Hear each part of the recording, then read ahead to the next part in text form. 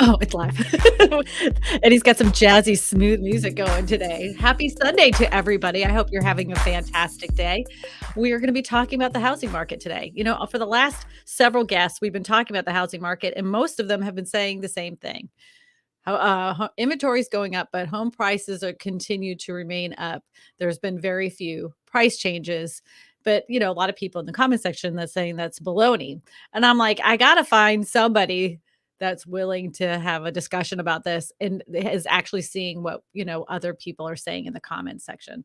So we're going to be talking to somebody that we're going to be talking to her in just a minute. But yes, she has a market that has definitely shifted in a direction that we are not seeing in my specific area. So you're going to ask your questions to her in just a moment. But one other thing that we're going to be talking about in the comment section of my last live stream, many people wanted to talk about the manufactured home or mobile home industry and what's going on there. So I did find an article that we can discuss, and I will be answering all your questions about manufactured homes, and including my guest has some information about her specific area when it comes to manufactured homes. And one more thing, I like to say I have the most fantastic subscribers in the world because they are just as fun as I am. And you know how like everybody always makes fun of my big cups, like everybody makes a bit of fun of my big cups. And every time somebody says something about my big cups, I always say, I like big cups and I cannot lie. You other brothers can't deny, It's like I always say that. Somebody look at this. Somebody sent this to me. Is this not amazing? I'm not going to say her last name, but Kelly sent this to me, and she said, "I hope this brought me a smile." And it didn't not only bring me a smile, it made me laugh, and I have not stopped laughing every time I look at this. It's awesome that like somebody would do that for me out of the blue. I appreciate you, Kelly, for doing that. That has made my week. I just keep looking at it and I keep it in my office and it lays over my camera. That it actually covers my camera at night because I'm always afraid somebody's going to be like staring at me when I'm not in here, like, I don't know. I'm an internet freak. I'm thinking that people are always looking at me. So I put it over my camera. So it greets me all the time. So thank you, Kelly. So back to what we're going to be talking about today. Susanna Haney, we've had her on before. She's out of Colorado, and she is in a market that has definitely shifted in the last few months. Eddie, would you bring her up, please? Hi, Susanna. Everybody, welcome Susanna. And we're going to be talking about her market just a little bit. Tell everybody what's going on just in the short version. Yeah, we shifted on like within a weekend. Basically, one weekend was fine, next weekend it wasn't, and that took a lot of us by surprise. I mean, we expected it, but that shift was just so quick and palatable. Is your market supply pre-pandemic levels or actually higher than Higher, pre-pandemic levels? higher. Higher. So, Wow. yeah, so for example, we had in March of last year, we had the all-time low in inventory single family homes of 344 houses for sale, 344. And okay, 15 months later, we have 1,800 for sale. Wow. So that's definitely a shift. I mean, if we want to be, a little bit of a more even market, we probably need 2,000 more listings, but it's all a matter of how quickly these come on the market. And then on top of it, the excess buyer demand that the low interest rates caused just went away. All of a sudden, if you have more inventory and fewer buyers, perfect storm. So in your area, has the price of homes like when that have closed taken significant reductions? So I haven't seen it yet in the data. Of course, it'll be a couple more weeks before, we have the June data. But when I look at what's closed so far, we're about on par for May of, the previous month. But considering that June, because we have a military moving season, June is actually our highest sales month. So in terms of numbers, amount of houses we sold as well as the price, that certainly gives me an indication already where things are going. Plus, considering that we had the price hike mid-June, we have to go through everybody that had a little bit lower interest rate before, plus everybody, plus the next 4 weeks, and then the next month to look back. So there's, 6 to 8 weeks of delay before we really see something. Well, that is, I'm going to be checking back with you in after June again, in like a week after July, and get the hard numbers of what happened in your area in June. There is an article that is that I wanted to put up on the screen that I want to talk about with you because their numbers are saying something else. So, Eddie, when it would pull that article up, let's see. Sometimes it takes Eddie a minute. Or he was catching up on something. Okay. This is this is savagely unhealthy housing market is now a nightmare. The nightmare continues. The National Association of Realtors reported that existing home sales for April came in at 5.41, down 3.4% from the previous month and 8.6% from last year. But the savagely unhealthy data line was the home prices are up 14.8%. And now that we're almost into July, we can safely say that premise that once mortgage rates hit 4%, the mass panic selling of American homeowners who need to get out at all costs drive total inventory up in the millions hasn't happened. In truth, that was always the terrible premise. My nightmare scenario, on the other hand, happens to be bad news for everyone. Total housing inventory has collapsed to the all-time lows since 2020, and because this happened in the years of between the years of 20 to 2024, it created a forced bidding and drove up prices well above 23% in a 5-year home growth model in just 2 years. Now mortgage rates have risen, the demand, and is getting hit while we are still showing a 14.8% home price data growth index. Hot yikes. Okay, so Susanna, you read this. What do you think about this? Because I know that you said that like this feels off to you.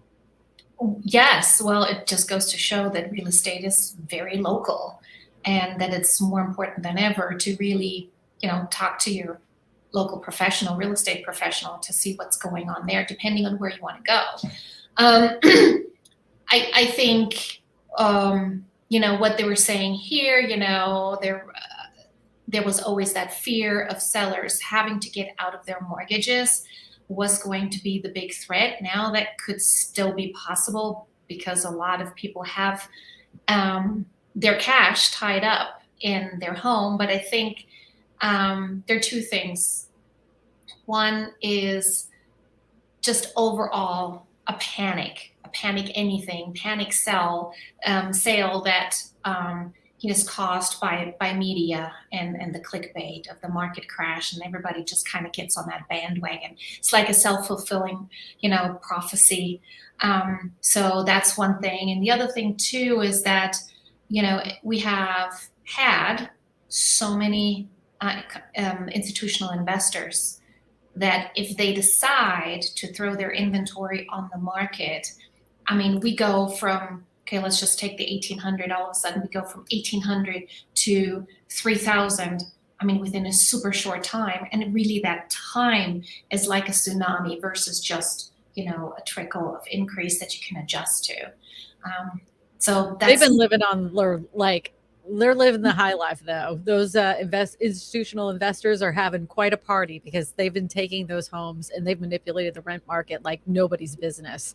That's the craziest part of it all, is that they keep buying these houses and buying these townhomes and buying condos and everything else just to manipulate the market. That's why in a lot of big cities, you're seeing rent increases go up exponentially. Then the local landlord is like, well, it's already gone up $3,000, so I'm going to raise mine to $3,000. They're like, I'm just following market rate.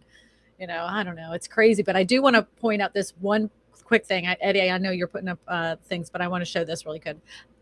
House Nick says, I think I just wait for the title to short sale and how they work coming soon to your neighborhood near you. So he's saying that he's going to start that people will start seeing short sales. My contention with this is that a lot of people made a lot of equity in their home in the last 3 years. So let's just say you've had your home for 5 years and you have to get out of your house. You have a substantial amount of equity now in your house. We have record number of equity in houses we 11 have never trillion, I seen. think, is the number. Yeah, I thought it was 14.7 trillion. I thought that's what it was. Yeah, like we have not seen the amount of equity that people have in their house. They're really fine. So the likelihood of a short sale is pretty low, except for the people, let's just say, that bought 4 months ago. Let's just say they bought 4 months ago and they have to move out of their house and the market has gone down just a little bit. Those people may have a short sale, but we'll see. I mean, we'll see what happens. Because like in my market, yes, we do have more houses for sale. Yes, we've seen some price reductions in new construction. I will also say in my area, they have stopped a lot of new construction on those bigger houses, and they're focusing in on smaller houses again, which is a good thing for us. The last thing is that a lot of the National Home Builders Association said builders have no confidence. They're just not even going to build. They just say, you know what? And they're building less than they ever expected to build at this time. They're way below what they should have been building at this time. So if the builders aren't good at it, we don't have an amount of supply of homes that we need to have built, which we're short, according to the National Association of Realtors. It says that we're short 5.1 million homes. I suspect that number is much higher than that, because before the pandemic, it was 7 million. So I don't know how we erased 2 million homes that were, because we're not increasing our building that much. But that's where, I mean, if we still don't have a supply of homes, that means that the home prices won't necessarily tank in the toilet like people are hoping, in my opinion. What do you say, Susanna? Yeah. So, I also think we kind of have to adjust how we think. So first of all, the whole thing's like, oh, I bought 4 months ago and now I want to sell because life changes. That is just not going to happen anymore. I don't know if it's different in your part of the country, but when I started out, the rule was if you're in one place for at least 4 years, buy, because then you stand a chance to walk away with, at least all costs covered, now I always tell, COVID buys, they're COVID buys, and people that purchased during COVID are now selling.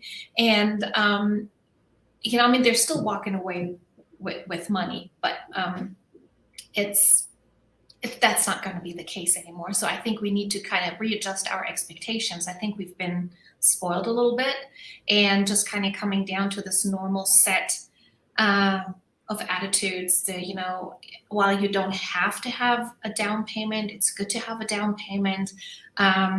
Just your regular, financial, preparations that we used to do before this went crazy. And just to make it a point, if the housing market drops 30%, at least so in Colorado Springs, I kind of checked, if the home prices dropped by 30%, we would be exactly at the same level of March 2020. Okay. So your market would be 30%. Well, no, I just picked a number. I picked a number because people say, well, what's a crash? And I think the average was like 30%. That's what they consider to be a crash. So I was like, okay, where would that get us? Pre-pandemic. Pre-pandemic prices. Yeah, March 2020. I was going to ask you what do you consider a crash? That's why I've asked people that. Everybody's answer is a little bit different. So yeah, so 30% it is pretty heavy. But gains and losses are only gains and losses unless you sell or buy. So if you can hold on, which you should do with real estate anyways, you have nothing to worry about. I think the big fear is, or the big group in society that has to be a little bit more cautious, is probably the A buyers, or any buyers that have a program with 0 down. But wouldn't sellers be more apt to take those loans right now because of the fact that, like there's no, like, in your area, there's no bidding wars anymore.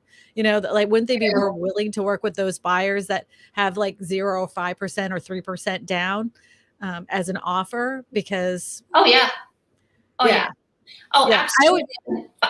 The market's shifted so quickly from, the sellers get everything and they took everything to the buyers are trying to take everything. I don't blame them. Yeah. Some of the sellers got absolutely stupid, ridiculous. I'm sorry. Some of those sellers were just dumb. They're like leaving houses nasty, and they're like, "You want the house still? If you don't, I don't care. I can sell it for $10,000 more." Like they were just snarky. Not everybody, but there was a good portion of sellers that kind of it's tough. jerks. But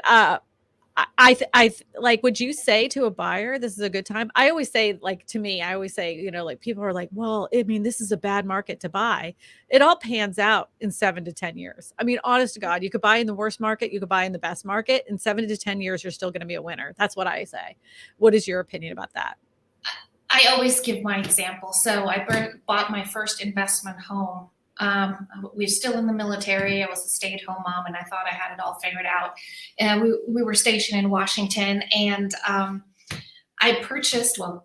we purchased in 2008, and then the market just went down and down and down, and it didn't stop. And I thought I had, destroyed my family with this bad investment. Well, 15 years later, this was about the best thing we could have done, but we needed to hold on. And it was a rough go at the beginning, but now this was a great investment. So real estate is just a long-term, thing to do. And yes, playing the market, you can do that. You might win, you might lose. Buy when you have the need to. It's my opinion. I mean, if somebody said, hey, should we buy now? We have the time to wait. I probably would say wait just a little longer until we, towards Q3. I have a question though. Is the rents in your area more expensive than like, for instance, in my area, it would be less expensive for someone to purchase a home than to rent, like some of the houses that are for sale, because obviously we're overinflated on some of these older homes, and the rent for them is stupid. Like, we will not raise our rent where it should be for some of our rental properties. It's just dumb. Is that the case in your area? I mean, do the rents match up with the home prices, and is it feasible for your area to maintain would it make sense for a home buyer to stay renting for another, 6 to 8 months when they're, giving out so much money for rent? I think rents are less expensive than the home purchases at this point. There's this line, and until we get to that break-even point, I think the big issue was for a lot of people that were starting to look at at purchasing a home, was the fact that they were getting kicked out left and right out of their homes because the owners wanted to sell. So, and they did have rent increases and so on. Just whenever there was an opportunity, I mean, rents would be increased terribly. I believe now, especially at 6%, it's crazy, So that's the other thing too. The home prices may have come down, but you're still paying more because of the interest. And you can figure that out with those mortgage calculators, like how much you would be paying more because of that. And that reduces the power of a person purchasing a house because of what they're qualified for. And the home prices, let's just say, went down $10,000. That isn't going to be diddly squat when you have a 6% interest rate. Yep. Exactly. So I just had somebody, wanting to list her home. And I said, 3 months ago or 4 months ago, I would have listed your home at 540. Now you're lucky if you get 500. And wow. Oh, you guys have really gotten hit. Yes. Especially since they're also a little bit in a time crunch, but, 540 4 months ago, because the difference actually is 540 had somebody purchased, and I use that to explain it to them, had somebody purchased your house at 540 with a 2.875 interest rate, they would have paid, so without taxes and insurance and so on, they would have paid what, $2,400. Correct. $500,000 mortgage or house purchase would be now $3,400. See, that's what I'm talking about. Those interest rates will get you every single time, you Mhm. know? And that's, I mean, the housing market needed a cool off period. There is no doubt about it. I don't know if the rate that they're increasing interest rates right now is going to be the most healthy thing in the whole entire world. I think it's going to make the a lot of housing markets very stagnant. You know, nothing's going to be moving one way or the other. It's just going to just keep trickling along. It's like the party, it was like, you remember years ago when you go to the club and like, everybody's having a good time, but it's just about closing time. And then they just flip on the lights and you're like, "Ooh, you're not nearly as good looking as I thought." You just kind of tippy toeing out. That's what the housing market is starting to feel like. Like, I feel like the Fed, when they raised those rates, that's exactly what they did. They flipped on the lights and like, "Party's over, guys. That's it." Yeah, But I go. think this causes more of an opportunity for some of these cash investors to come in and start scooping up more homes. That concerns me more than anything, because like I've always said, I still maintain this, and people argue with me, that these investors are looking to turn as many younger Americans into renters and rent from them instead of purchasing a home. I mean, the way they advertise it, the way that they keep talking about it, they glorify renting over buying and how much better it is for your future. Um, it's really sick. And I like, if you can't see it, I don't know how else to point it out to people. I've shown them a million times. I'm like, "You think that this verbiage is making home ownership glowing? No, it's telling you it's a hassle. It's terrible. I mean, you got to go with the ups and downs and interest rates and all this other stuff. You don't have to maintain this house. You don't have to worry about anything if anything happens to it.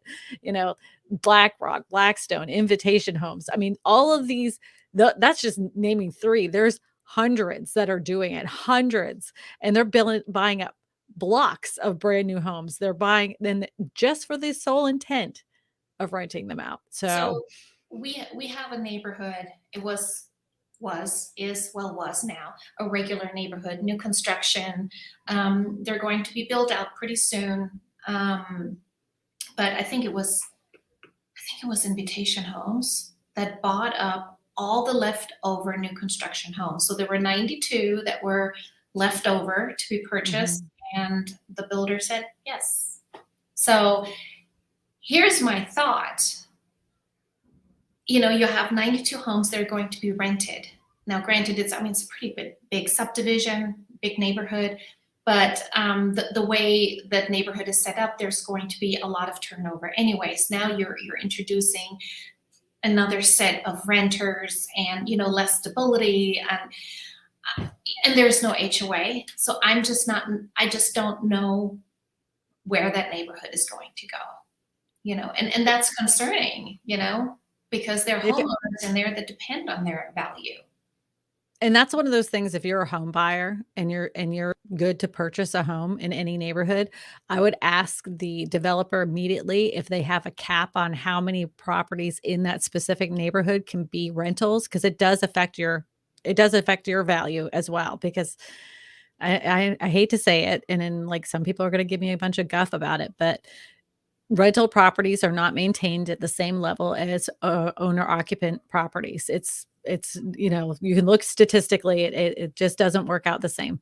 And if you're surrounded by a bunch of rented homes that are not maintained, that will affect the value of your own home. So look to see how many homes are allowed to be rental properties in your specific neighborhood. If you have an older neighborhood and you're like, "I don't want a bunch of rentals in here," you can make an addendum to your covenants, which everybody votes on in your neighborhood, that will limit how many rental properties can be in a neighborhood. There are going to be people that try to get around that. Just be vigilant about getting that done. But I don't think it's a good idea to have a neighborhood that's 50% rented and 50% owner occupied. I don't think it's a good thing for the person that is owner occupied, because I only think it's going to go ahead and bring your value down. I could be wrong, but I haven't seen it work out. And just so that everybody knows, we're not beating on renters. Not No, that's not it. I've been a renter, but statistically, like you said, first of all, if somebody is in an area only for a year or two, the personal investment into that is just not as much as if this is your long, place to stay, and you're trying to make these connections because this is your future. But like you said, the numbers themselves also show that there's a difference. It may not even be the renters. Sometimes it's the freaking landlords. They let paint Property go to management. waste. The property management company doesn't take care of the roof properly. They're Yes. putting discolored shingles on the roof because there was some storm damage. They put it together like with sticky tape and bubble gum, and they say that's good enough. I mean, it's the kind of thing. Those are the kinds of things I'm talking about. It's not the people. It's not just the people that are renting. It's the landlords too. And some of those property maintenance companies, those big ones, Mhm. they're the worst because the renters will be calling them constantly like, we need this fixed. We have water coming in through the roof into the living room. It is damaging the wood floors. We're not going to be responsible for that. And they're like, oh, we'll come out, and they'll put a piece of plywood on it. Like, really? That's not going to cut it, buddy. Like, Yeah. that's what I mean. Yeah. Oh, Lawnmower has a question for us. He says, what things have adverse impact on homes value? In my case, there is an event center that is a noise nuisance, loud music on the weekends, nights, and documented complaints for many years. What do you say it does to the value of a home in a specific area when they have this kind of problem going on? It's not good. If it's visible that there's an event center, buyers will put two and two together. And there's like, well, there's this over there.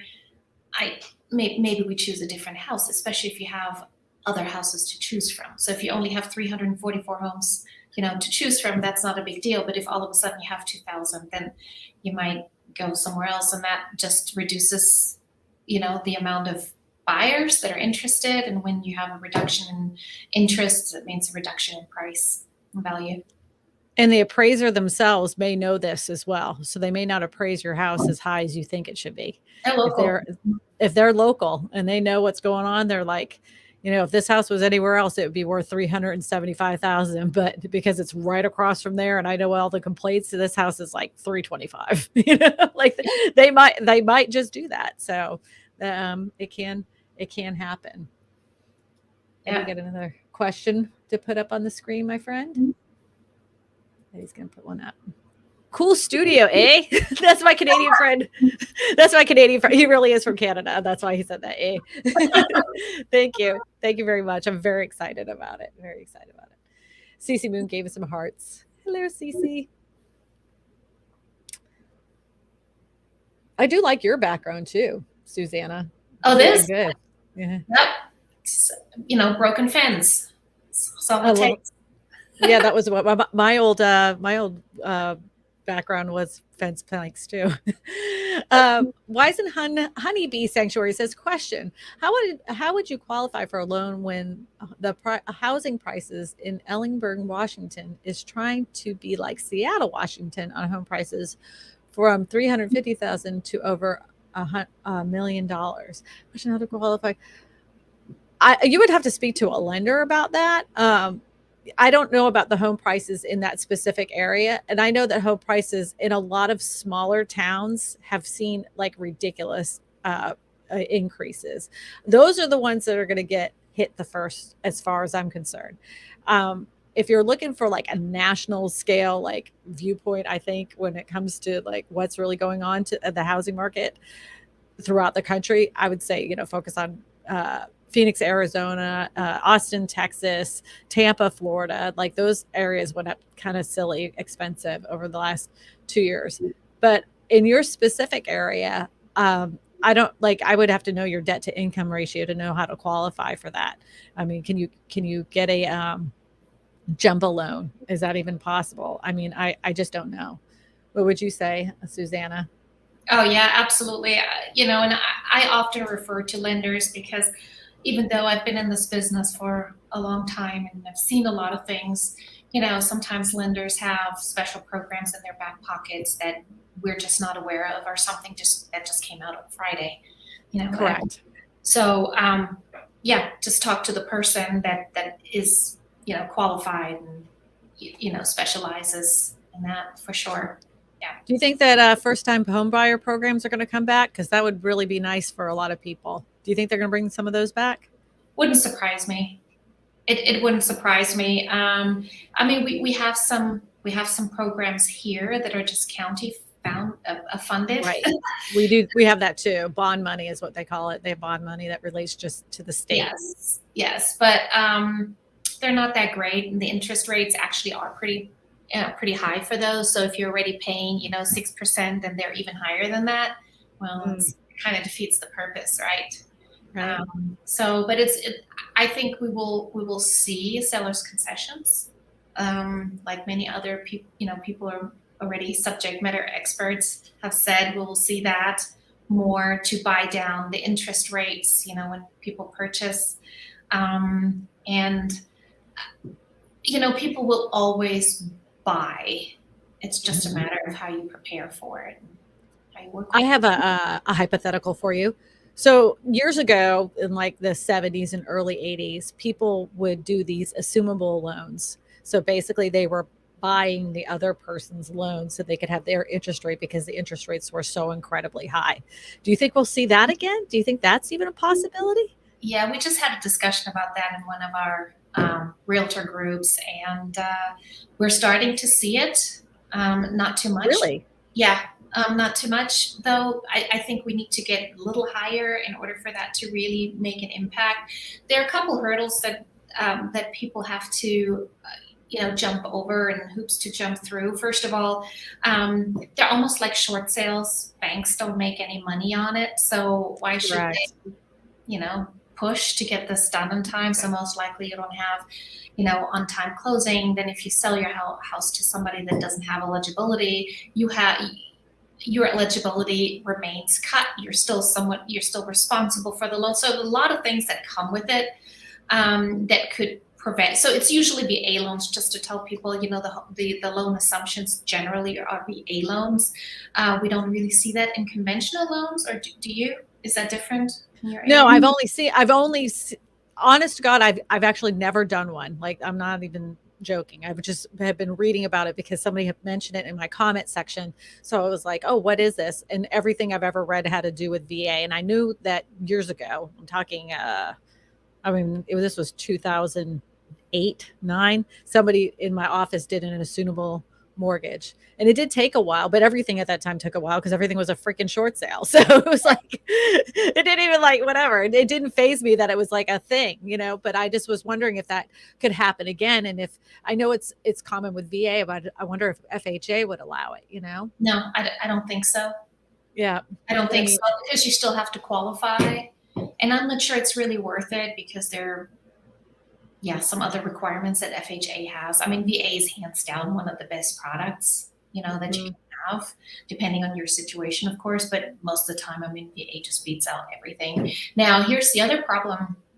If you purchase a house that has a VA loan that is 2 years old, there's a 30%, increase in value. You'll probably compare to the price that you're paying for the house. So let's say the house is, you're paying $400,000, but the VA loan that you're purchasing is $300, whatever. Right. And you have to come up with the difference, right? You have to come up with the difference, and well, that kind of defeats the purpose, Right. But if home prices, if home prices continue to go down, they're before pre-pandemic levels, and like everything worked out, but instead of having to pay that, let's just say in a horrible world, it's 9.95%, and these people have a 2% mortgage. That's attractive.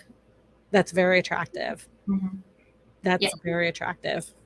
Yeah. So I'll be interested to see if that becomes a thing again, assumable loans. Here's a question for you. Okay, I have one. How do you value that? Interest rates are 9.9.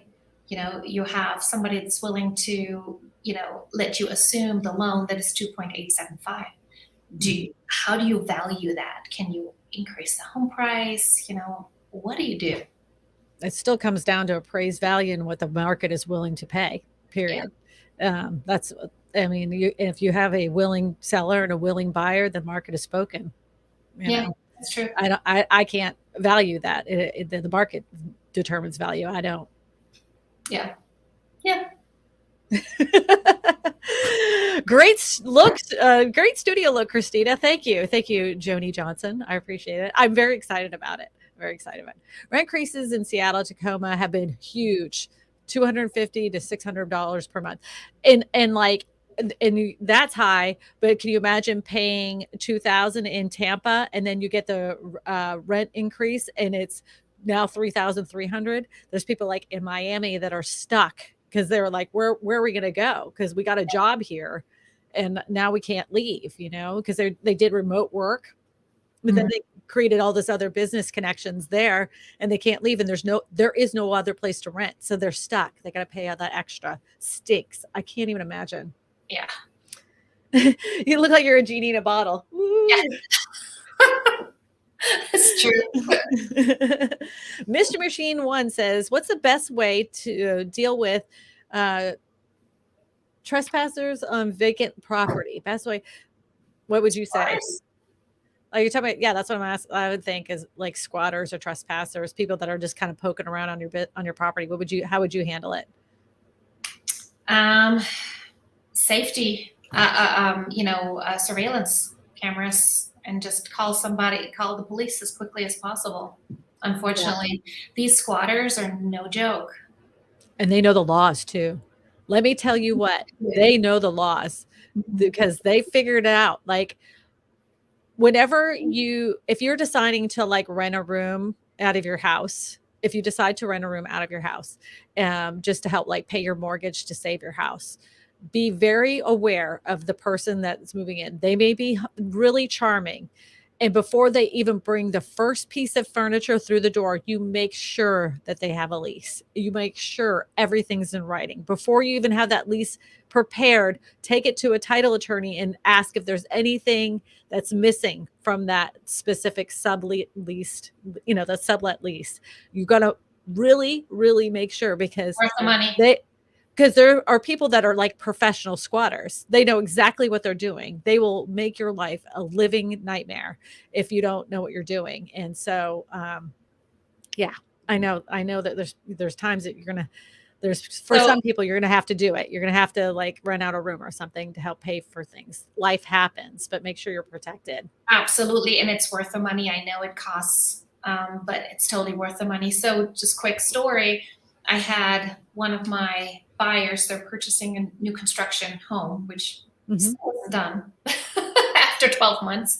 I would not buy the only way I buy a new constructed home is if it was already prepared. But that's beside the point. Go ahead. I'm sorry. Anyways, so they told me, they said that recently somebody moved into their home and wanted, into that unfinished new construction home and wanted to stay there and squat.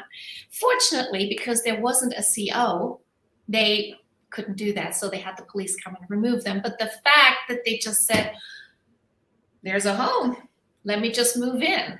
Okay, whoever is a squatter, just know if there's no CO, you can't move in. With all the rights you might have, but you have to have a certificate of occupancy in order to move in.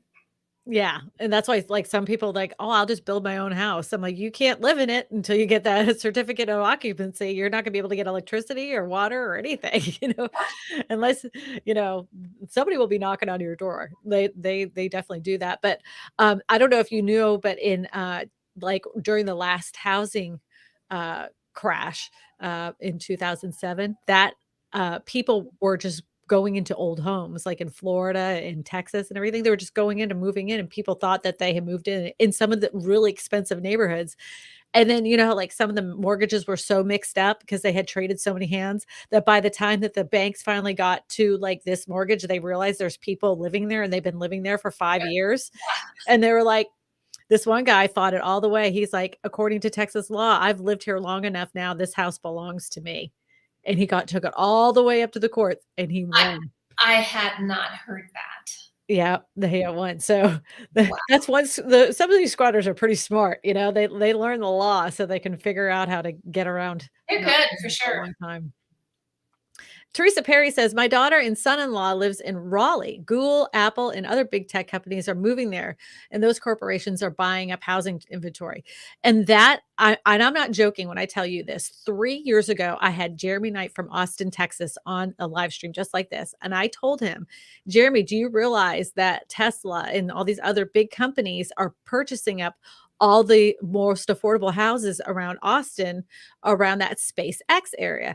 And he was like, "Where did you see that?" So it was like at the 3rd or 4th page on Google. We were talking about the whole thing. I'm like, "These investment firms are buying up as much property as possible, and you're gonna see it in more areas." Sure enough, like, then it, of course it happened, like it used to be like the starter home in Austin was around 220,000. Now it's like 420,000, and that you can't find anything. They've purchased it all. The only thing that would help the areas for a home buyer for to get one of those types of homes is, I would, if it was me, I would start looking at HUDhomestore.gov, HUDhomestore.gov, and see what foreclosed properties come on the market, because investors can't make any purchase Offers. offers on it for 14 days. So Mhm. go there first. And even if the investor company was to come in on that 14th day and you were to put in your offer, they'd still put them behind. You come first. They want owner occupants. They do not want these homes to be rented out. So that's pretty cool. So VA Oh, has the same thing, by the way. oh VA, yeah. they have the same thing. And, if anybody ever asks, I don't know, have you heard of VA Vendee loans? No. So if you have a VA owned home, so it was Uh-huh. repossessed by the VA, Uh-huh. and they put it up and it qualifies for a VA Vendee loan program. You don't have to be VA eligible, VA loan eligible. It's a zero down loan. You don't have to own or occupy it. It is, in my opinion, as an investor, the best loan you can have. But the requirement really is that it is a VA owned home. Best thing ever. Cool. Zero Cool. Long story short, with a $2 super cat says, "Where are you going to buy in Detroit? Tons of vacancies." You know, but I mean, like, I think probably one of the saddest cities in the United States to see fall down was, well, Flint, Michigan and Detroit, Michigan, 'cause, they had some of the most beautiful, like, Victorian style, craftsman style. I mean, there are some gorgeous homes that are just, they look like they're out of a nightmare movie. But, there's some areas that they've brought back. People bought the houses for like $6,000 and revitalized them, but they're so far and few between. It's, I don't know. sad. It's a Yeah. shame. Shame. Mary Gammon says, "I'm looking to add to my rental investment property portfolio. I am patient and think in another 1 to 2 years, we will see a more significant marketing softening, but nothing close to the crash. I also see rates going back down in 2024, 2025." I go with that. What do you say, Susanna? Yeah, That absolutely. feels about right. That feels about right. I was I at the beginning of this year, I had said, interest rates were gonna be in the 5s, and people that were on my panel thought I was crazy, and now we're way over 5. So, like, I have to ask you, what do you think, interest rates are gonna be like? At the end of this year, Yeah, what do you think are gonna be at now? yes, 6.5 for sure. I I'm mean, thinking we have how many? 7.25. How I many don't more? know why. What did you say? I'm saying 7.25, my spidey senses. I could be completely wrong. This is just me throwing a dart. But I don't know, just, like, that just seems like that's where the number was, before the big heyday, um, of right before they dropped the interest rates before the last housing crash, like, before people were started buying like crazy. That was the average interest rate. Everybody was getting homes at 7.25. And, of course, then they dropped the rates and everybody got those cookie loans and stuff like that. So I think that'll be the Do you know? highest it goes. 7 sounds so wrong. I know it does sound wrong, doesn't it? But But who would have thought we would be at this point? 6 point what, 9, at 6.65? What are we at now? yeah, I mean, it's not very far away. Plus, we have a couple more Fed increases ahead of us, right? Yep. 2. 2. Um, 2 more. so yeah, totally. I see some people are saying 8. Professor Cutie Pie and Jay Adams says 8.25, 8. Wow. Yeah, well, I mean, like, we're all guessing, the Fed has a mind of its own, and I have to say this too, like, just because the Fed raises rates, that doesn't mean it doesn't correlate always with the housing market, so just know that. A lot of people get that confused. Kay Colwell says, "Question, are investors getting out because banks aren't wanting them pay up front, aren't wanting them to pay up front.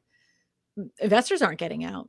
The investors are still buying up. They're sitting there salivating. They're coming in. They're Yes, coming in. they are looking. They So want it. They wanna dump as much money as they can into in real estate, and that's what always happens. Whenever the stock market starts looking wonky, and whenever, like, there are other, those crypto bros, like, they're like, "Oh," they're like, "I gotta take my money somewhere else." What do? They buy investments. They buy investments like a traditional investment like real estate. They always do it. They offset inflation, they buy real estate. It's yeah. traditional. Yep, it's tradition. Well, now at least we're starting to see fix and flips again. You How know, are you? Yeah, I haven't seen a fix or flip here in 3 years because they were too expensive for, for home investors in my area to purchase. They were like, "Forget it, we're not even gonna do it." The only fix flip that I saw went into became a rental. oh really? Yeah. No, we've had a few in here. There are certain real estate agents that also have their fix and flip companies. So if you get, you know, a sale outside the MLS and you're able to convince people that, you just buy the house the way it is and then offer low and they agree to it. So we've seen some, but I think now, I mean, people are definitely waiting on the sidelines going, there's one. I wanna caution anybody that's a home purchaser that is buying a flipped property, okay? The thing is not all flippers are the same, and though it may look beautiful, it has the high-end cabinetry, the high-end whatever. Really, really, really inspect those homes. Hire a professional inspector to inspect your home. If you don't Always. like that inspector, hire another one. It's $500 a piece of mind to have them inspected because some home flippers are just like, they know that the wood is rotten and they'll just sand it down, throw some mud on it, and then like paint right over it just to hide what all the crap is going on. Lipstick. Lipstick on a pig is what they say, but I mean, it's even worse than that because it's deception. So they're like totally just trying to deceive you on what's going on in these houses. Like they'll take out joists that don't need to be taken out. They'll take out walls because they want them at that open floor plan. You're like, that was a support beam, idiot. You know Yeah. what I'm saying? Like, really be cautious if you start seeing a bunch of flip properties that hit the market in your area and like, oh, this is a really good deal. A really good deal is just be very cautious, very cautious. CC Moon with a $1.99 super chat says, I think my starter home is my forever home. You know what? My first starter home I thought was going to be my forever home too. Because every time I turned around, I'm like, home prices are going up so much, I can't afford another house. I'm going to stick it here forever. That's why I ended up in Louisiana because I was like, Florida's expensive. I don't care what people say, like, "Oh, Florida, it's a, great place. It's so much cheaper out than up north." When you start adding in, like, utility costs and property taxes and everything else, they're like, "Oh, there's no state income tax." You're paying one way or the other, sister. You're paying out the nose when you live in Florida. I've had several sellers moving to Florida, and I'm like, why? Am I missing something? Well, the weather, I mean, that's the only way that would be the only reason to go. I mean, other than a job, but Yeah. you don't have to shovel heat. Yeah. True. Question: does a higher priced HOA have an adverse effect on home prices? In my case, mine is $339 a month, and we only have a pool. I would say that is it in line with the rest of the neighborhoods in your area? If that is significantly higher than the rest of the neighborhoods in your area, yes, it can have an adverse uh, uh, effect on your housing price.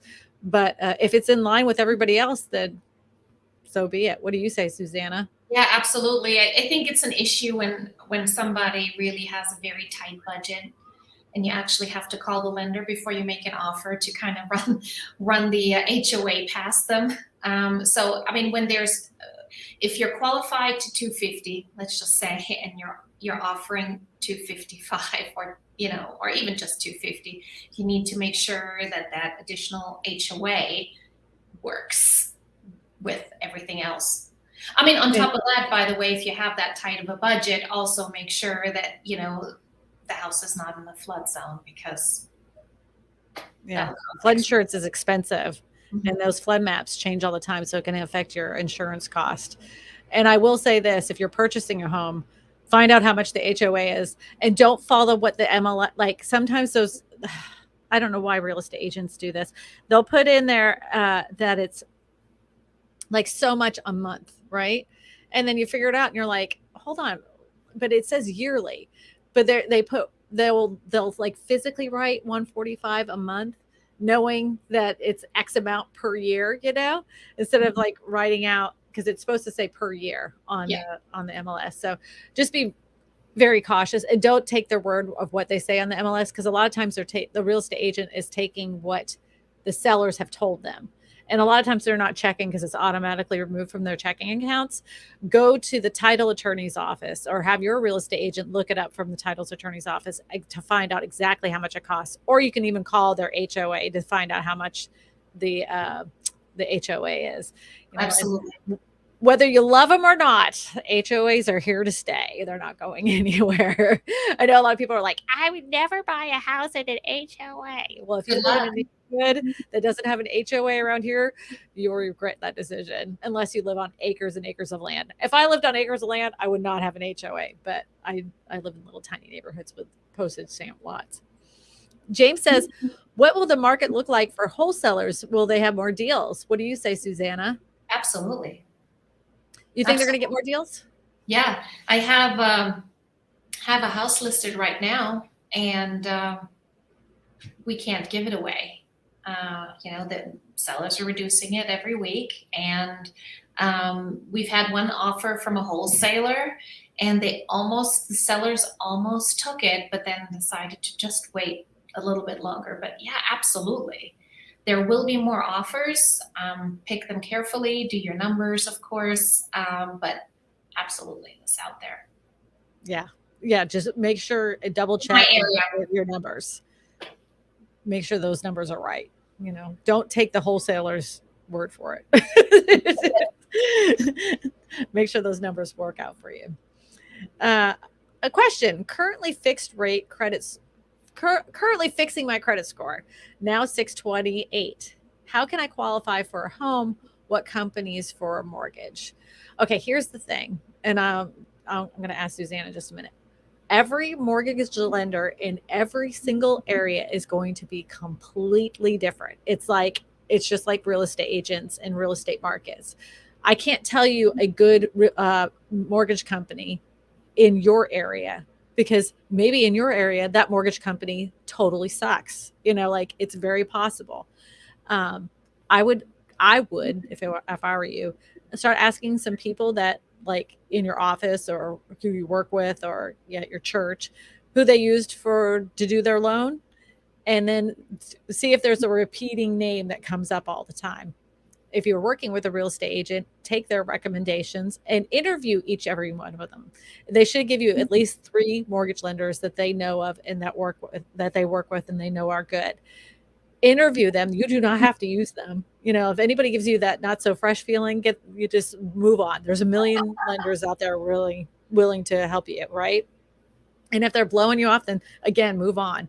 You're not stuck with them. And even, loan officers are going to really hate me for this. Even if you're during that loan process and you're having problems with your loan officer at that time, you can still switch loan companies. I've had that happen before, where it just the relationship between the loan officer and the client could not be repaired, because they were like oil and vinegar. And they tried very hard. We tried with other people, and she was like, I just want to move my loan somewhere else. So they took the whole entire package and moved it to another company, and that was it. They just moved it over. Now that will extend the amount of time it will take for your home to close. So you got to make sure that the sellers are on board to wait for you to get that loan closed. Just FYI. Yeah. No, agree. Agree. We go to how many car lots to find a new car, but a lot of people only talk to one lender. And so I advocate for local lenders. Me too. Talk to at least Credit unions. huh? Credit unions. Oh, yeah. Yeah, whatever. You can have a bank, a credit union, and a mortgage broker, and then just have, it's not only about, the interest rate. There's a whole bunch of other things that go along with that. And I think what I run into is that people don't necessarily know what to ask their lenders. Do you know what we didn't talk about? And we need to, I'm going to answer this question. Then we're going to talk a little bit about manufactured housing really quick. Question: who determines the market value? The market determines who's buying and who's selling. Like a lot of times people want to blame the real estate agents when the prices go down, and they want to blame the real estate agents for when the prices go up. But in reality, it's people that are purchasing and selling their homes. We can't make them purchase a home. We can't make them sell a home. It's up to them. The market is what decides how much a house increases or decreases. That's what happens. Yep. So let's go into this really quick, because I want to, as it says, this was from Fox Business, which I was really surprised that they even talked about it. It says mobile home rent increases skyrocketing as corporations, like we talked earlier, are taking over home ownership. Homeless groups are climbing. We got to find a way to stop it. Manufactured home resident says. So I know that, Susanna, they changed some laws in your area, but I'm just going to give this a quick overview because I know that you're running short on time. So these big investment corporations, not just BlackRock and Blackstone, there's another group of people that are just buying up as many manufactured home parks as possible. Because as you know, most manufactured home parks, you rent the space underneath it, the land underneath it. They know that the people that are living there, the residents that are living there, are on, a lot of them are on fixed incomes or living paycheck to paycheck. They're intentionally increasing those lot rents exponentially. So they have to move out, whether they own the manufactured home or not. They're saying to them, you can move your manufactured home somewhere else, but you can't have it here if you can't pay the rent. Most of them can't afford to have it moved because it can cost tens of thousands of dollars to have it moved to a new location. And so they get a house for free. Because what they'll do is they'll say, okay, I know they moved out. You're going to be foreclosed on it. I'll buy it from you for $6,000. And the bank's like, yeah, whatever. Just give us the money. Because they know that they can't do anything with it anyways. Because once a manufactured home is moved to the location and put on a spot, that's it. It will never qualify for another traditional 30-year mortgage after that. And they know most people that are purchasing them do not have cash. They're not cash heavy. You will find in some areas that do manufactured home loans, they will have an auction where you can buy foreclosed manufactured homes. They do occasionally pick those up. You're going to have to do a little upkeep on them, but that happens here in Louisiana all the time. They put them down at camps. And if you're looking for foreclosed manufactured homes, there's like the manufactured home expert. There's a guy that I've spoken to many times, and that's what he does. He flips manufactured homes. He takes them from the foreclosed sites, he fixes them all up, and then he moves it to the new location. But they will not qualify for a 30-year mortgage after that. Just to let you know, the people purchasing them are purchasing them in cash. So what happened in your area when it came to manufactured homes? Because we were talking about that. Yeah, we're not allowed, as real estate agents, we're not allowed to represent sellers that do not own the land or it's a leasehold at least, but if it's just plain rent, we're not allowed to represent those sellers anymore. So what she's saying is, like, if you're in a manufactured home park or a mobile home park and you have your mobile home there and you own the mobile home, as a real estate agent, we're not allowed to go show the properties to anybody to represent them as a buyer, and we're not allowed to represent them as sellers. Mm-hmm. Some areas are going to be different. So it's going to be like that in most states. Most states will say if it's not attached to a property and it's not on the tax bill and it's not rolled into one, a real estate agent cannot represent them.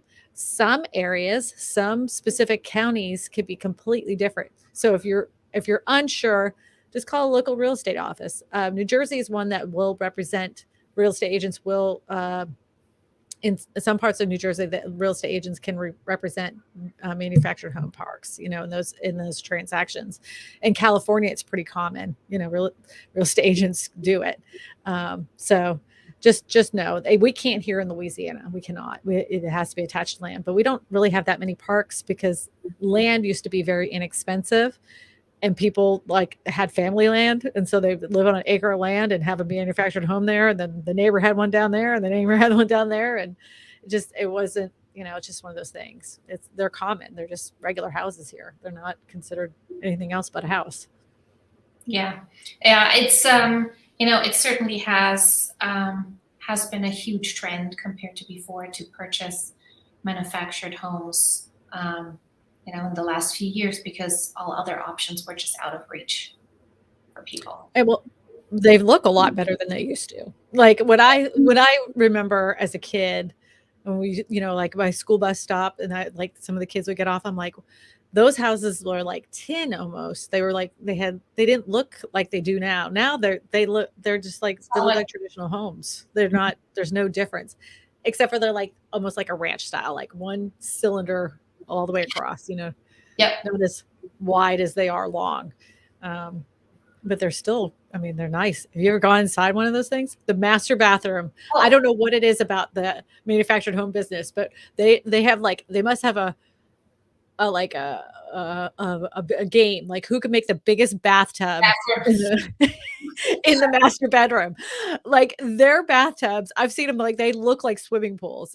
Like I would like every time I think about this, how much of your water, like, do you have anything left in that hot water tank left to fill this thing up? Does it even cover the jets? This thing is humongous. It's so funny that you say that because I'm looking back and I'm thinking back of the few homes that I sold. I'm like, yeah, that bathroom, that was pretty fancy. I mean, it had a fireplace in it, and just all They're this. high end. Yeah. They are high end. Yeah, like, you have, like, the fireplace that goes from the master bathroom to the master bedroom. Is Yeah, that what you're talking about? double-sided. Yep. Yeah, double-sided, that's what I'm talking about. I was Those like, things I don't have that. I know, they're amazing, they're amazing, and, like, here, like, they usually sit on piers, which is off the ground. We flood so much, like, a lot of the manufactured homes, they stay while everybody else is having to rebuild everything. They're like, "Yep, that you told me I was a fool for owning that manufactured home, but look, that water went right underneath it." All I gotta do is Didn't do a fix the thing. ice. That's it. All right, if there's any questions, go ahead and put them up there, Edward. Ta-da. Eddie wanted to know how you're doing on time, my friend. Are you okay?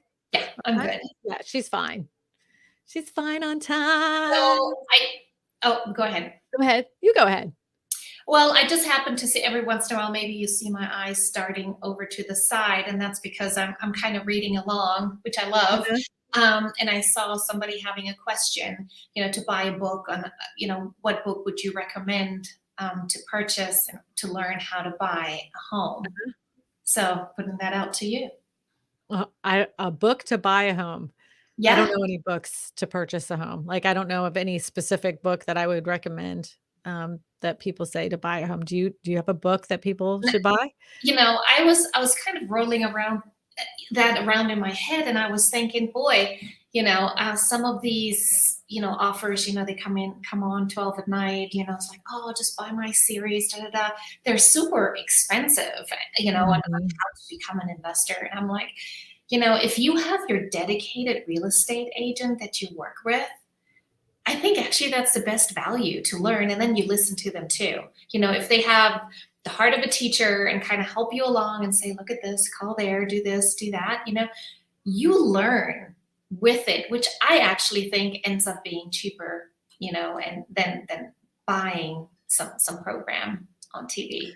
I will say too that, years ago when the market was a lot softer, there was tons of first-time home buyer seminars. So if you're a first-time home buyer, start looking in the newspaper and social media sites Yeah. for first-time home buyer, seminars. And usually they'll have a loan officer there and a couple real estate agents and stuff, so you could kinda get some inside tips. It's good to have the loan officer there too, because they'll let you know if there is any first-time home buyer incentives that are currently out there, just FYI. Question, what are your go-to methods for finding out how safe a neighborhood is? Google. Google and the ML like our what I have a we have a data tab on our MLS that kinda gives you all the statistics, Oh, and it really? comes from a data core. Uh-huh. Yeah, I don't do anything. All I do is hit run report, and it will let you know, like, the average age of the home buyers that live in the area. It lets you know, if they've, most likely college educated. And they're getting this from the census, by the way, And I will say that the last census wasn't very accurate because it was cut short by like 6 months. So some of that data may not be necessarily correct. But yeah, like I just I Google it. There's tons of websites that let you know crime statistics. And I wouldn't just follow one, like I would pull up 3 or 4 just to compare them all, just to get an average because everybody's got like a little different recipe in their algorithm to find out these numbers. And So sometimes some of these places are skewing the numbers because, they have an agenda to fill, so that's why there I say is look at several. there is one website called myneighborhoodupdate.net, and I think they're national. Are they? Do you know them? I don't know. I don't know. Eddie, can you pull that up? myneighborhoodupdate.net. And they don't, like in Colorado Springs, they don't cover everything in Colorado Springs, but a lot of it. And they just take, all CSPD data and display it. And so that's a great way to look at what's been happening in the neighborhood. They're like violent crimes, domestic crimes, da da da. Very cool. See, she said something about my mug. Every time somebody says something about my mug, you know what I have to say? I like big mugs and I cannot lie. You other brothers can't deny. That was from Kelly. Kelly, this is gonna haunt you now. You're gonna be seeing this in on every single stream. This is so funny to me. I like big mugs. Makes you happy. It That's good. does. Like I mean, this thing is as big as my head. But I have to tell you, by the time I finish this and the stream is over, my bladder is so full. I'm definitely hydrated. You don't have to worry about me. Cool. I think Eddie wanted to know what was the name of that site again, because he can pull it up. myneighborhoodupdate.net. My Yeah. neighborhood. Okay. Thank you. Eddie's going to pull that up. Question. What about tiny homes? What about them? I love them personally. The problem that tiny homes have, and I don't know if you saw, the Biden administration came out with an affordable housing plan. It's a good plan, but just like anything in Congress, it has to pass. There's some executive orders he could put in there, and he is pressuring states to lift some zoning, to allow for them. I think they're fantastic in some cases. Like, people say, "Oh, that's really good for people that are of fixed incomes and the elderly." Well, a lot of them have lofts. I don't want my elderly parents going up a loft. My mom couldn't. She has scoliosis. I mean, she could barely get over a step. If they could make single level tiny homes for the elderly, yes, that would work, in my opinion, because that would give them a little sense of security and independence, where they have their own little house with their own little yard, that they can do their own little things to it without having the big burden of like a large yard and a large house and all the things that come along with it. That is true of the younger generations as well, because their incomes are not matching with the rate of inflation. What they are getting paid now for the same job is not matching up. So they're having a hard time finding housing. So I believe tiny homes are a good idea if they're done and done right. And we could see that happening more and more. I know that my area is more open to the idea of tiny homes. They flat out said no, like a few years ago. Absolutely not. I don't want a bunch of hippies. But then the statistics came out, and most of the people that are in purchasing tiny homes are not these young hippies. Like, it was like kind of advertised as that, like, "Oh, this is a great alternative lifestyle. You don't even have, like, you can live by a van or in a mini house by the river." That wasn't, it didn't end up being that way. The market shifted it in a way that most of the people that are purchasing tiny homes are on the older scale, because they don't have a lot of income. They need to retire. And they're like, "Well, I can have my own little house with my wife. We can live this very small lifestyle, and, we can live, we can afford our medications. This is what we could do." So now they're like, "Okay, we're opening up to the idea." I have a envisionment and a plan. I always told Eddie, if we ever won the lottery, which we won't because I never play. Uh, if we ever won the lottery, my vision is to make like little cul-de-sacs of tiny homes all the way around it, and then have a center community center that basically would be like it just like a community center, have an in-ground pool and have like a little area that you could play tennis, like all this little thing towards the center, and it would just be like a little light bulb shape, and you could just have one right Isn't it after cool? another, tiny homes. Yeah. And people would take care of that. They really would. They really would, because they would have a sense of pride of owning something that was all their own. So, Do you have special zoning requirements for your yes. tiny homes? What are they?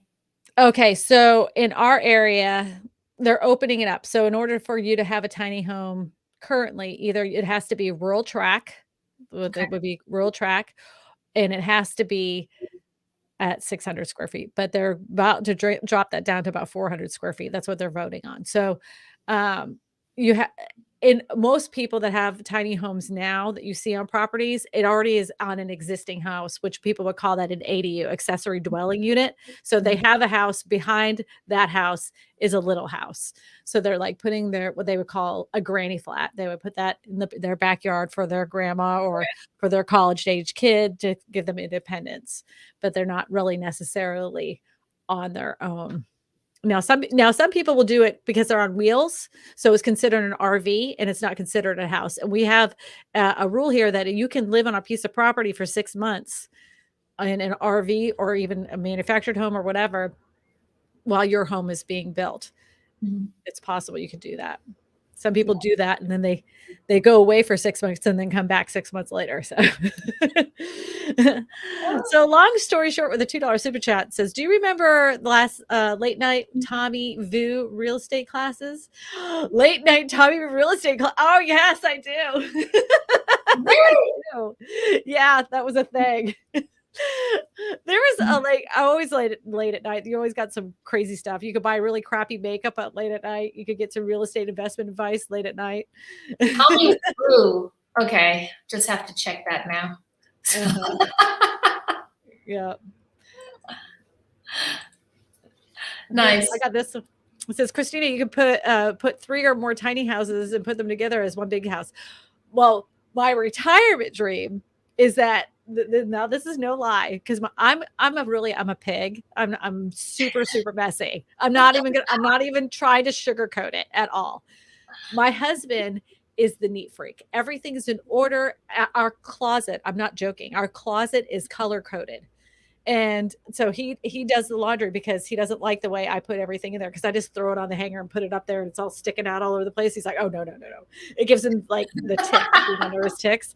So I said when we retire, so we wouldn't have any more arguments, I would have my tiny house and I would do my own thing in my tiny house. Then we'd have like the middle tiny house for like the meeting center, like where we'd have our dinners and meals and stuff. And then he would have his own tiny house, because so that way he could keep everything together. Because even though it looks messy to him, it's an organized mess. I know exactly what's in that doom pile. So yeah, that's what I want to do. My dream is to live on about 3 acres with 3 tiny homes on it. So that way he can have his, I can have mine, and then we have one in the meet in the middle. No. So, oh, here it is. Is this the thing that you were talking about? Yeah. Yes. And he's going to pull it up here. So you can, this was that website she was telling you about when you were trying to find out like crime statistics. What else does it have on there? It's hard for me to see. Yeah, so not all police departments report to this. There's also crimereports.com or something. And yeah, I found, this to be the most helpful. Apparently, Plano, Texas does not report to this website. Mm-hmm. Which is a bummer, but yeah. If you have that in your area, okay, Orlando, not either. Well, I'm sorry. Oh, I didn't even know I could do this. I just learned something new. I could have the whole screen popped up. That takes over my whole entire screen. How about that? Do Colorado Springs. Let's see Colorado. Colorado Springs, Colorado. Colorado. Hey, it's raining today. We're excited. I'm so glad it's not raining here, because this roof, like in that little office, it would sound like there was a bomb going off. It would be like, There you go. Check this out. Okay, so it says property. What is that? Property 138, Yeah. violence 73. Oh, so these are the scores. Yeah, but you can see, so they're sorted. If you look at the map, they're sorted by blocks. Okay. So I usually take out the traffic, like it's here. I take out the traffic. I take out proactive policing because that doesn't interest me. And I take out the noise because who cares about noise? I mean, you do, but you don't. But so what's really interesting to me is, any of the violent crimes and so on. Oh yeah, right. Yeah. Well, in our area, if you're looking for the predators that are on the registry list, just go to the police and sheriff's department. Yeah, we have that too. Mm-hmm. Yeah, yeah, and you can see, I mean, it puts everything out there. You can find out what they're arrested for, how long they were in prison for. I mean, how far away they are. That gives them a nice glowing picture of themselves. So you got your eyes on them. Man, I was checking that all the time when my kids were itty bitty. I'm like, I don't want them getting kidnapped. They're too cute. Yeah, the scariest thing is that you can almost not find a house that doesn't have anyone fairly close by. Oh, no kidding. No kidding. Yeah. And did I put the wrong? I look weird. Hold on. Exit full screen. Whew, that was. Anyways, but I always like to see what age were they when all of this stuff went down? Like, were they 17 or 18 years old and their girlfriend was 16 years old and it was in 1957 or something like that. Like if there's a big span of time and it's been that long, I'm like, I feel like they were rehabilitated at that time. Maybe that's a false sense of security, but in my brain, that's how it works. So, yep. Oh. Sometimes it's just fun to research stuff. So I just see that Guana Lava just said my first apartment in Colorado Springs was a studio for $200. Yeah, times have changed. Yeah. Is Colorado Springs still a good market to purchase? Yeah, I think so. We've had tremendous value increase, and we're very much tied to the military market. So you'll always have good rental opportunities there. We're fairly resilient. I mean, are we being hit by economic factors? Absolutely. But everybody, the military really keeps us kicking. Is it a tourist destination? Is there anything touristy about that area? Oh yeah, which is also the reason why things are a little bit more expensive. You live in a tourist town. You have the Olympic Committee here, the Olympic Museum. You have Gardens of the Gods. You have Pikes Peak. Now with last week's things, there's other opportunities coming up now. In the state of Colorado. We're definitely a tourist town. We're the gateway to the mountains. I want to go visit. If I go visit, I'm going to go visit you, Susanna, and you're going to. Yeah, we have an extra place in the basement. Oh, thank you. I was going to say, I'll Airbnb you. Susanna, I want to say thank you so much for being a part of this. I want everybody to thank Susanna too, because there's not many real estate agents that I've had on that are saying that the market is shifting, and I appreciate your transparency and honesty. The market is there's definitely something in the air. It hasn't flipped the switch in all areas. I still say, I think the market as a whole, not every single area as a whole, is going to remain flat for a couple years. And it seems like some of the commenters agree with me as well. So we'll see. It was due for a correction because it was overinflated. It was terrible. And just one thing, I don't want this to be, coming across like it's a panic in any way, shape, or form. Right. But if you're buying, look for those panic sellers. look for those people. Yeah. And try to get those deals, man. Like, if they're saying, no, we won't do that, like, get in their head and say, well, the headlines are saying this is bombing. Like, look, get in their heads, get yourself a good deal. And if you're going to be staying in a house for the next 7 to 10 years, it won't matter if the real estate market was awesome or terrible, because in 7 to 10 years, it all balances out. You're still making money. So, and you have a roof over your head. probably. Yeah. How can people reach you, Susanna, if they want to buy anything over there in the Colorado market? Yeah, so my website is yourcoloradospringshouse.com. You can reach me through Instagram, or phone, smoke signal. No, a phone 719-321-0800. But if you can contact us through the website, that's always good. Comes directly to me, by the way. So I'll definitely see you.